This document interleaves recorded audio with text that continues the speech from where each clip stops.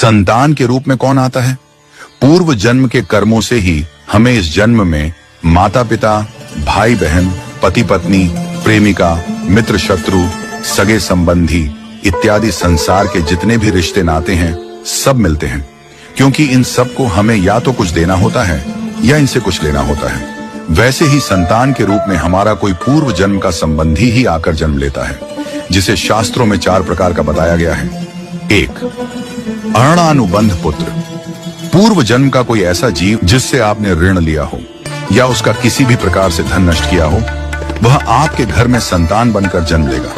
वह अपना धन बीमारी में या व्यर्थ के कार्यों में तब तक नष्ट करेगा जब तक उसका पूरा हिसाब न हो जाए। 2. शत्रुपुत्र। पूर्व जन्म का कोई दुश्मन आपसे बदला लेने के लिए आपके घर में संतान बनकर आएगा। बड़ा होने पर वह माता पिता से मारपीट, झगड़ा करेगा या उन्हें सारी जिंदगी किसी न किसी प्रकार से सताता ही रहेगा। वह हमेशा कड़वा बोलकर उनकी बेइज्जती करेगा और उन्हें दुखी रखकर ही खुश होगा। 3. उदासीन पुत्र। इस प्रकार की संतान न तो माता पिता की सेवा करती है, न ही कोई सुख देती है। वह उन्हें उनके हाल पर मरने के लिए छोड़ देती है। विवाह होने पर यह माता पिता से अलग हो जाते हैं और उनकी चिंता नहीं करते। 4. सेवक पुत्र।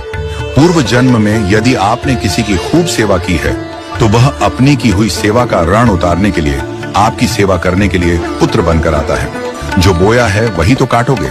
यदि अपने माता पिता की सेवा की है तो ही आपकी संतान बुढ़ापे में आपकी सेवा करेगी, वरना कोई पानी पिलाने वाला भी पास न होगा। आप यह न समझें कि यह सब बातें केवल मनुष्य पर ही लागू होती हैं। इन 4 प्रकार में कोई भी जीव आ सकता है। यदि आपने किसी गाय की निस्वार्थ भाव से सेवा की है तो वह भी पुत्र या पुत्री बनकर आ सकती है।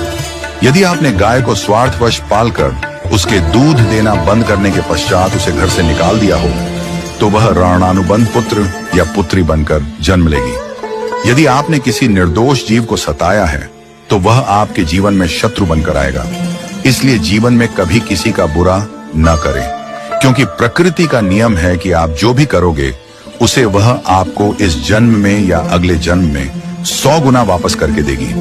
यदि आपने किसी को 1 रुपया दिया है तो समझो आपके खाते में 100 रुपया जमा हो गए हैं। यदि आपने किसी का 1 रुपया छीना है तो समझो आपकी जमा राशि से 100 रुपये निकल गए। जरा सोचिए, आप कौन सा धन साथ लेकर आए थे और कितना साथ लेकर जाओगे?